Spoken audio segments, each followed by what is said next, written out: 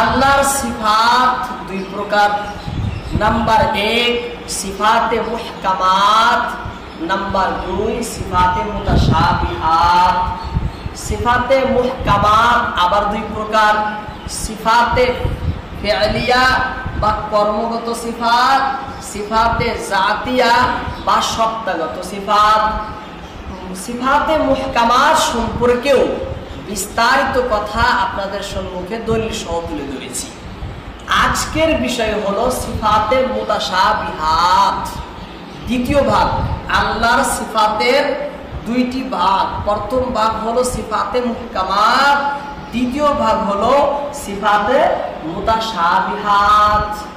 আল্লাহ রাব্বুল আলামিনের সিফাত, সিফাতে মুতাশাবিহাত পবিত্র কোরআনের যেই আয়াতে বর্ণনা করেছেন সেই আয়াতকে বলা হয় আয়াতে মুতাশাবিহাত। আর যে আয়াতে মুহকামাত বর্ণনা করেছেন সেই আয়াতকে বলে আয়াতে মুহকামাত।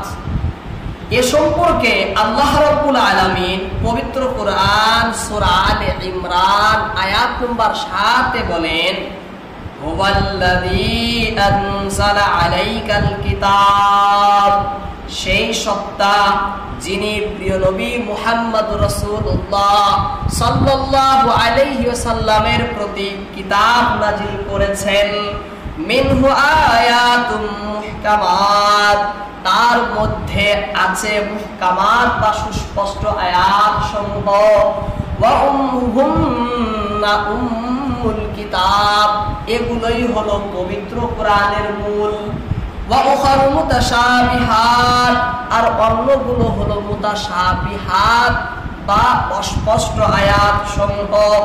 ফাম্মাল্লাযীনা ফি কুলুবিহিম যাগ, ওই সমস্ত লোক যাদের অন্তরে জেগ রয়েছে, বক্রতা রয়েছে, বক্রিমা রয়েছে, ব্যাকাপন যাদের রয়েছে, ফায়াত্তাবিউনা মা তাশাবাহা মিন, তারা লেগে থাকে আয়াতে মুতাশাবিহাতের পিছনে। আয়াতে যে ওই সমস্ত আয়াত যার অর্থ স্পষ্ট না, অস্পষ্ট আয়াত সমূহের পিছনে তারা লেগে থাকে।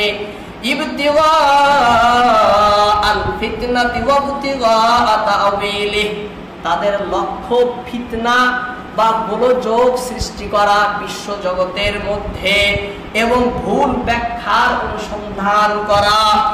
ওয়া মা ইয়ালামু তাওয়িলাহু ইল্লাল্লাহ, অথচ আল্লাহ তাআলা ছাড়া কেউ এর ব্যাখ্যা জানে না। ওয়ারাসিখুনা ফিল ইলম ইয়াকুলুনা আমান্না বিহি, আর যারা জ্ঞানে পরিপক্ক, যারা গভীর জ্ঞানের অধিকারী, তারা বলে যে আমরা এগুলোর প্রতি ঈমান এনেছি। কুল্লুম মিন ইনদি রাব্বিনা, সবগুলো আমার রবের পক্ষ থেকে, আমাদের প্রতিপালকের পক্ষ থেকেই অবতীর্ণ। ওয়া মা ইয়াযাক্কারু ইল্লা উলুল আলবাব, মূলত জ্ঞানবান ব্যক্তিবৃন্দ ছাড়া কোনো লোকই নসিহত গ্রহণ করে না। এই আয়াতের ভিতরে আল্লাহ রাব্বুল আলামিন বলছেন যে পবিত্র কোরআনের আয়াতগুলো দুই ভাগে ভাগ করা। প্রথম ভাগ হলো এমন আয়াত যাকে আয়াতে মুহকামাত বলে, দ্বিতীয় ভাগ হলো এমন আয়াত যাকে আয়াতে মুতাশাবিহাত বলে। এবার গোটা বিশ্বের ভিতরে মানুষ যে রয়েছে, এই আয়াতের দিকে লক্ষ্য করে মানুষকেও দুইটি ভাগে আল্লাহ নিজে বিভক্ত করেছেন।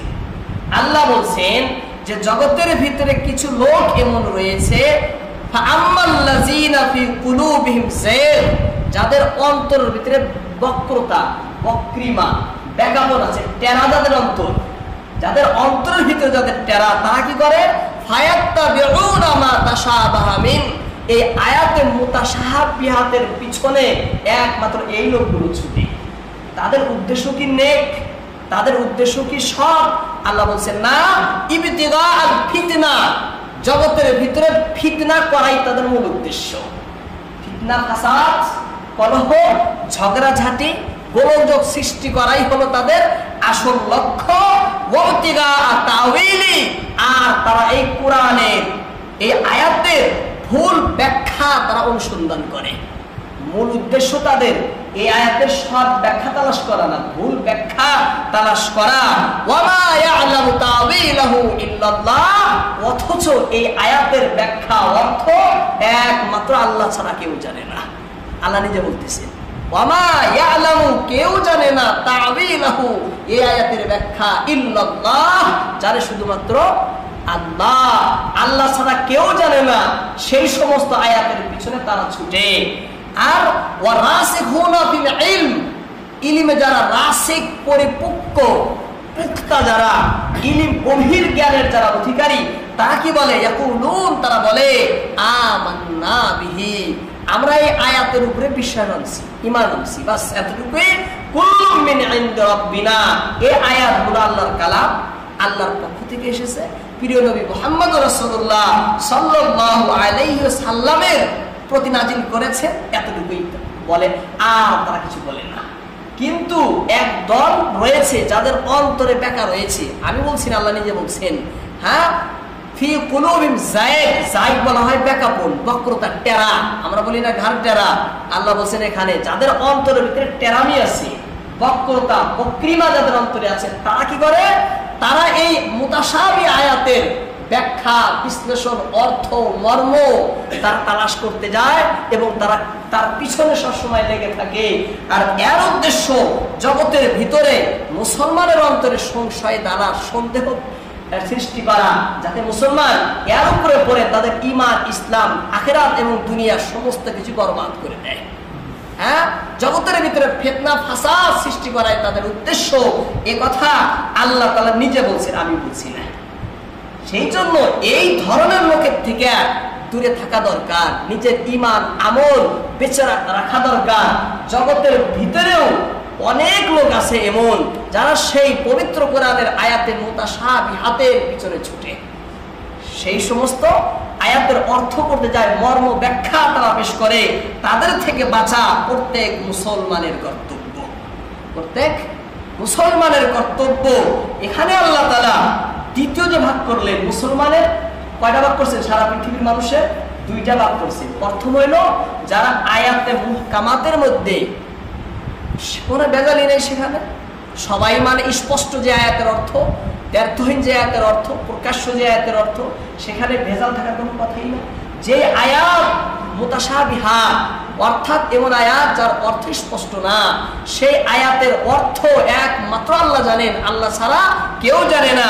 ওই সমস্ত আয়াতের ভিতরে তারা যারা কি করে, এমন একটা অর্থ পেশ করে যে কোরআন হাদিসের বিরোধী আয়াত, এমন অর্থ পেশ করে গোটা বিশ্বের উলামা যে আয়াত গ্রহণ করেননি, এমন আয়াত এর অর্থ তারা, ব্যাখ্যা তারা পেশ করে যে ব্যাখ্যাটা পবিত্র কোরআন এবং হাদিসের সাথে সংঘর্ষ খায়, বৈপরীত্য, সাংঘর্ষিক ব্যাখ্যা, অর্থ তারা পেশ করে। যাই হোক, তাহলে আমরা বুঝলাম যে পবিত্র কোরআনের ভিতরে দুই প্রকারের আয়াত আছে, তাই না? কিছুগুলো আয়াতকে বলে আয়াতে মুহকামাত, কিছুগুলোকে বলা হয় আয়াতে মুতাশাবিহাত। মুহকামাত আর মুতাশাবিহাত কি বস্তু বোঝা লাগবে না আমাদের? এই বস্তু বোঝার জন্য কোরআনের কিছু ব্যাখ্যা, কিছু গ্রামার, শব্দের ব্যাকরণ আমাদেরকে জানতে হবে, কিছু শব্দের ব্যাকরণ জানতে হবে। সেগুলো না জানলে মুহকামাত, মুতাশাবিহাত কিছুই বুঝতে পারবো না। মুতাশাবিহ এর বহুবচন মুতাশাবিহাত, মুহকামা এর বহুবচন মুহকামাত।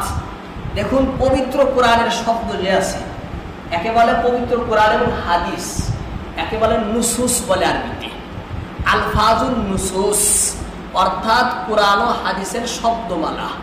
এই কোরআন হাদিসের সমস্ত শব্দকে বিভিন্ন স্তরে বোঝাবার জন্য 5টা ভাগে ভাগ করা হয়েছে। কয়টা ভাগে? 5টা ভাগে। প্রথম ভাগ হইল কোরআন হাদিসের শব্দমালা আবিধানিক দিকে লক্ষ্য করে 4 ভাগে ভাগ করেছেন। অর্থাৎ এই শব্দটা অভিধান শাস্ত্রে আর কি অর্থ, লুগাতের ভিতরে আর কি অর্থ, ডিকশনারিতে এর কি ব্যাখ্যা, বিশ্লেষণ পেশ করেছে। প্রত্যেকটা শব্দের অভিধান শাস্ত্র তো আছে, এই অভিধানের ভিতরে এর অর্থ কি করা হয়েছে সেই দিকে লক্ষ্য করে কোরআন হাদিসের শব্দকে 4 ভাগে ভাগ করা হয়েছে। কয় ভাগে? 4 ভাগে। নাম্বার 1 আম, খাস, মুশতারাক, মুআব্বাল। আম কাকে বলে, খাস কাকে বলে, মুশতারক কাকে বলে, মুআওয়াল কাকে বলে, বিস্তারিত বিষয় যেটা আপনাদের জানার জন্য জরুরি সেটা আপনাদের সামনে পেশ করব। 2 নম্বর ভাগ করা হয়েছে এই শব্দ অর্থাৎ কোরআন ও হাদিসের শব্দমালাকে ব্যবহারিক দিকে লক্ষ্য করে আবার 4 ভাগে ভাগ করেছে। অভিধানে একটা থাকলো, মানুষের সে শব্দগুলো তো ব্যবহার তো করবে, ব্যবহার করার সময় সে শব্দগুলো কোন অর্থে ব্যবহার করে এই দিকে লক্ষ্য করে আবার শব্দকে 4 ভাগে ভাগ করা হয়েছে।